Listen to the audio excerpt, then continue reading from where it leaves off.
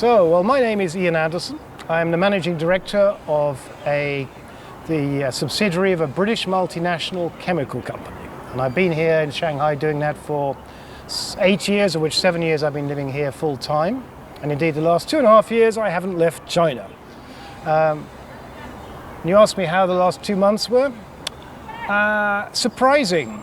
Yeah, I hadn't expected to be locked down like that for, well, I was at 10 weeks, and it was, looking back, a lot better than it might have been, and a lot better, less bad experience than most people had, which I attribute to my ability to manage it, and mainly wealth. Yeah, even if some of the time, however much money you had, was not going to help, but maybe also because I'm not on my own. I live with a Chinese partner who can read Chinese, deal with all the crappy instructions you can get, and also manage to get food. Yeah.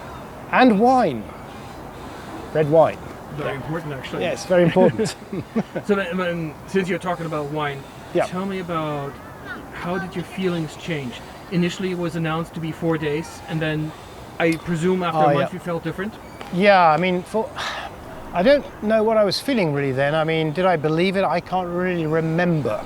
I just felt somehow this isn't going to happen just like that, you know?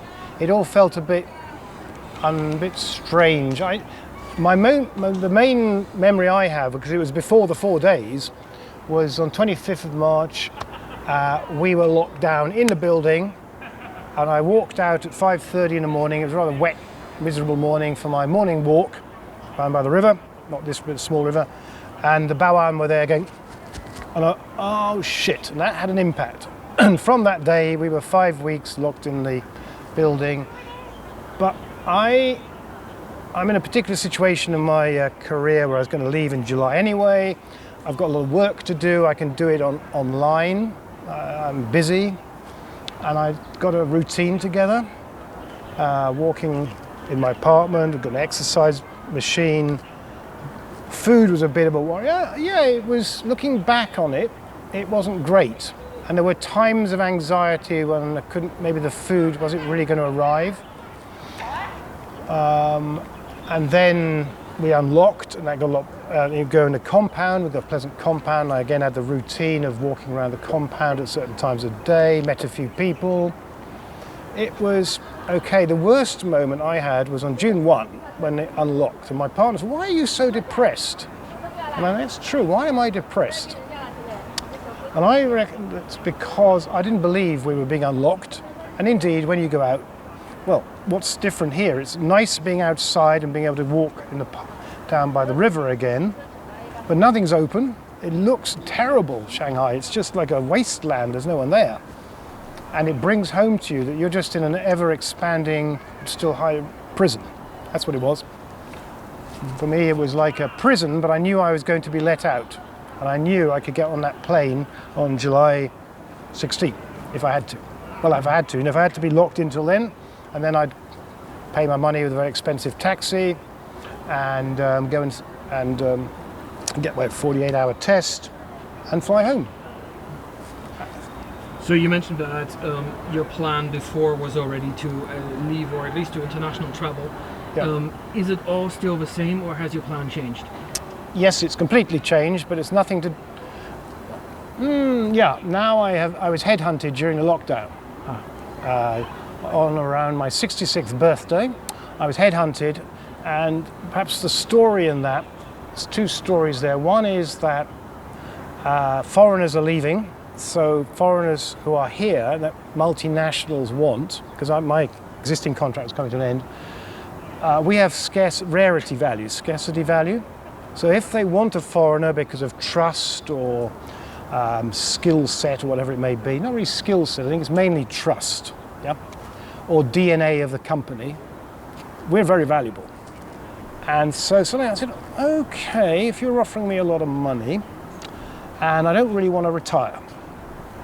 And the other story to it was my partner and I live with a Chinese lady. We've been together in a sort of fairly typical Western Chinese relationship for 8 years. We actually got closer during lockdown. I mean, there's a lot of divorce going on, I would say, because she needed me and I needed her. It's a bit sort of, how do you say, sentimental, but actually out of that, I said, okay, now I'm thinking, I'm going to stay here another 2 years with this, maybe 3, it's a 2-year contract, and we even started talking about getting married. Now, she's always been talking about it for 8 years, and I've been saying, yeah, I don't mind, support. But actually, I've now decided that, yeah, if we can reach some agreement, as always in China on the money, yeah, then, that is, in a way, could be quite, out of this lockdown, I've now got a better paid job for 2 years, with the opportunity to spend a month in Southeast Asia, a month in Europe paid. And I have the opportunity to have a partner for the rest of my life who's actually got a British passport, as it happens. So I think, okay, that's not too bad, is it? Yeah. Well, first of all, congratulations. Thank you. I'm still trying to, I only got the offer yesterday, so I knew it was coming, but I'm still trying to assimilate all this. So you're basically saying at this point everything is still rose-colored? It's not rose-coloured. I'm quite an optimist anyway, but it could be rose-coloured. And the one concern I have, again linked to the lockdown, and we talked about it earlier in this event, is this all? Even if lockdowns will happen again, I don't think the lockdown's Shanghai, but Shanghai is going to change. Yes. This is modern, dare I say it, modern Mao. Yeah, it's not exactly the same. There are clear parallels. But it's now we've got an authoritarian regime, more and more one guy. It's frightening where it's headed. I wouldn't want to stay here too long because I think whether it's Taiwan or some other stuff is going to happen, or America, China, but it's quite, I think quite frightening. And this zero COVID stuff is just an acceleration in the big picture of what was already happening. Crackdown on big tech, crackdown private education, rightly with property, that had to happen, but everything is, ideology is taking over, and that's very dangerous. Yeah. Is this evaluation that you just gave me a new one that you have come to now because of a lockdown, or did you have this before? I had it before. I had it, I suppose it started last year, because I'm quite interested in Chinese politics, and I read a lot, talk a lot. I think I'd see it last year, but and I think the most depressing event for me was that visit of Putin to the Beijing Olympics, the Winter Olympics, and the limitless friendship stuff, and Russia invaded Ukraine. And in fact, my friend here, Ollie, we had a drink together, and he said, "Ian, I'm off." He's not off. He's got over that. And that really said something's happening here. And then yes, the COVID thing accelerated, and I definitely feel more acutely now. Yeah. You also told me that some of your habits when it comes to food and shopping and those kind of things have changed during the lockdown. Tell us a bit about that. Ah, yes. Well, I think to come to the point, I actually bought food online. Now, I'm 66, and I've managed to go to shops, and I used to do quite a lot of cooking, and no problem. But then you're confronted with, none of it. You can't go to the shop. And then I find that my partner, she can't even get food normally. She had an argument with the group buying circle. That got, because there was a lot of discord in our building.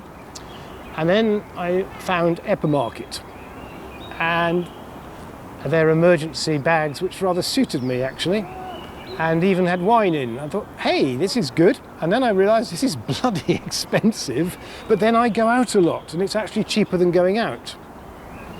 And it's in English, and and now I am going to continue shopping online because I hate Carrefour, and where I live is not so many good foreign stores as maybe there are in Jing'an or in Hangzhou area. So that's changed. Yep. That's so shopping. I would still go shopping for some stuff, but I think, yeah, I'll buy a lot more online now. Yeah. Now, I would be remiss not to ask you about the company you work for. Yep. You told me that you guys actually worked in the closed loop management. Yep. What is it like to run a large, well, you tell us, a chemical company to keep it going in such a special situation? The first thing I should say is that I didn't actually do very much at all, because I'm sitting, we have a site, we have 3 sites, but the site effect is in Jinshan, in the chemical industry zone in Shanghai. And we were encouraged by the government to open up on towards the end of April. We opened on April 25th, and I knew about this, and I'm also in chat groups, not chat groups, we have Zoom calls with other chemical companies. I said, hey, whoa, this health and the safety, we've got hazardous chemicals, we're going to have people living in the factory, it's not designed for this, they're going to get tired, there's going to be arguments, and we've got, things, explosive, toxic, flammable chemicals we use to make relatively low hazard products. And but the site manager, he wasn't even allowed to go there. So we've got protocols we go through, management of change, we engage with our safety experts from around the company, how are we going to do this, take advice, we follow the regulations of what is the top chemical zone in the country, blah, blah, blah, and listen to other companies. And I was amazed how well it worked. I've even got our CEO from Europe to thank people, just the commitment of our workforce, the motivation. Okay, we pay them, yeah, but it's not only that, they actually want to do this and spend time away from their families, living in this chemical plant. The site manager finally got out after a week, and he said, yeah, it's fun. He's got his tent in his office, and we ramped up step by step from 40% in the end to 90%. That wasn't the biggest problem, actually. The problem for us is, number one problem is logistics. As you will have read, you can permit every delivery. Every single delivery was a challenge. Raw material supply, a little less so, but still a challenge. And just getting the product to the customers. And then, I think that now the biggest problem isn't really even logistics, it's probably demand.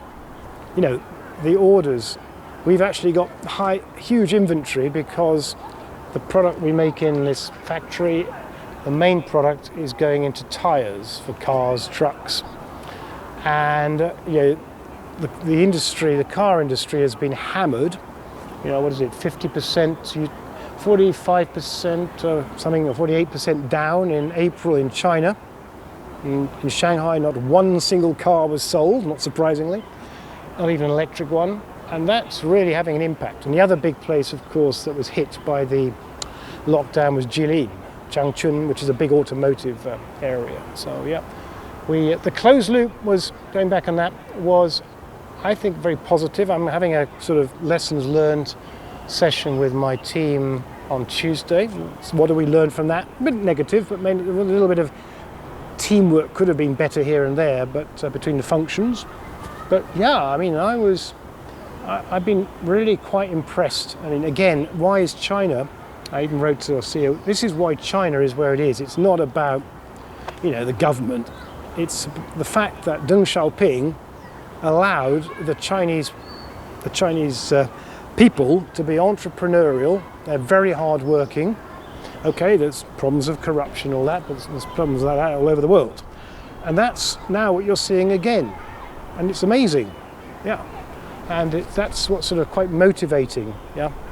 That we sort of work through that, and also the people in the office. I said to just give you one story. We these chops you use in China for the old Dickensian chops. And I said to the finance manager, I said, look, he said, I think I could take them home. I was already locked in, he wasn't. I said, you're not taking those home, they're staying in the safe box, and at 11:30 on whichever day it was before the Pudong lockdown, he was still able to get in his car, he drove to the office, and he took the chops and a special computer which you need to print the tax invoices and all that to his study, showed me a picture. I've got them, and I said, "Fantastic, Jackson." That's his name. He said, "You have just followed the advice of one of the trainers we had last year. You know when to disobey an order." And Chinese disobeying orders. And that, again, I thought these are stories which show that how resourceful the Chinese are in such adverse circumstances, even if they are also pretty pissed off with the government. Yeah. So you just mentioned something that I find very interesting, and Yes. that is lessons learned. Yeah. What lessons did you learn in terms of preparation, if this ever happens to you again as a manager, but also personally? I think as a manager, I probably said some stuff there, and I'd like to. I haven't yet sort of digested and processed it all. Personally, to comment on that, what have I learned? Nothing. I don't think I've learned much new. I guess the importance of routine. Yeah. The importance of purpose. I mean, I had a purpose even now about my retirement. I wasn't just going to come out of this and do the same thing, yeah. But that was luck, and I have I think this. I went on a master class with now a friend of mine who runs a thing called It's basically agile leadership, complex adaptive management. So it's about managing complexity, VUCA, you know. Mainly volatility, uncertainty, and you develop a number of tools. And I learned, I think, this is complex. You cannot manage it in a way you manage a factory, which is just complicated. There are patterns you can see, so manage what you can control. Yeah. Then there's a lot about stress management. Also I learned actually. In dealing with my partner, don't just fight back all the time. Ask how she's feeling, I learned a bit about that. Most of all, I think it was about the importance of routine, yeah? And I was very lucky, the purpose of work.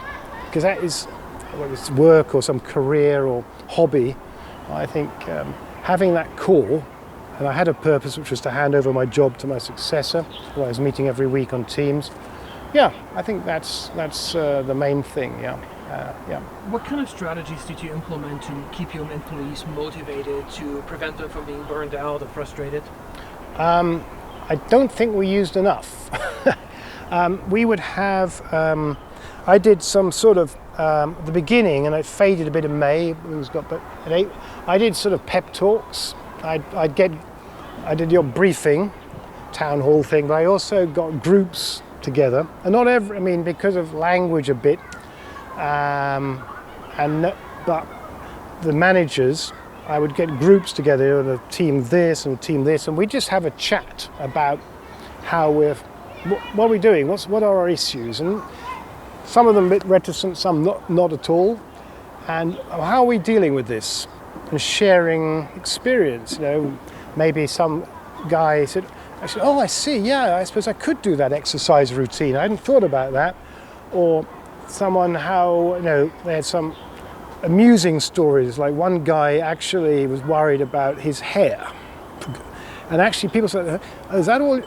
I think he was just talking about it, and then I would put just a few, have a cliche, put an email out with some bullet points about, please put your video on when you're talking to people. Yeah, maybe not a big meeting, because we still like to see each other. I kept on saying about the importance of routine and a daily routine, and try not to look at social media all the time. Try to read a book, watch a film, something. But just repetitive stuff. Also trying to have as many, often one-to-ones on a subject. I better call that person but also the subtext of how they're doing. Yeah. I didn't do enough of it. Careful with your microphone. Excuse me. I tend to gesticulate. We also employed a counsellor. We have a lot of companies do this. A lot of companies. The big ones have armies of counsellors available for mental health issues. So we have in our headhunter in Guangzhou, we use for years, the boss there, she's a trained counsellor, so she did free of charge, available. I don't know, we don't know how many used it because we don't want to know, it's confidential. But again, one or two colleagues were saying, you need to watch this person. And you start to sense, because I know my people pretty well, who's not coping. And our HR manager is really good at it as well. And then I'd make more of a point about talking to that person. I think no rocket science, and I don't think we did well enough. But everyone's still there, and It sounds like you guys made an effort to be a little bit like a family, and quite frankly, I see a lot of people here in Shanghai growing closer together. Yeah, there's a bit of that. We're quite small in that.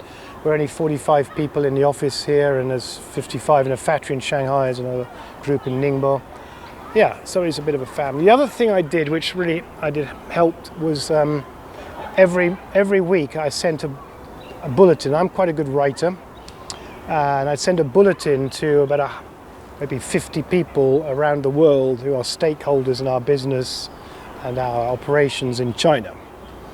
And the CEO is fortunately very keen on China, and he'd say, "Hey, thank you, Ian, that's really good stuff." And then I got them to, and I'd say I get the message through to the people, the CEOs, he's aware of this, But I did have to say to him, can you do a town hall with the people?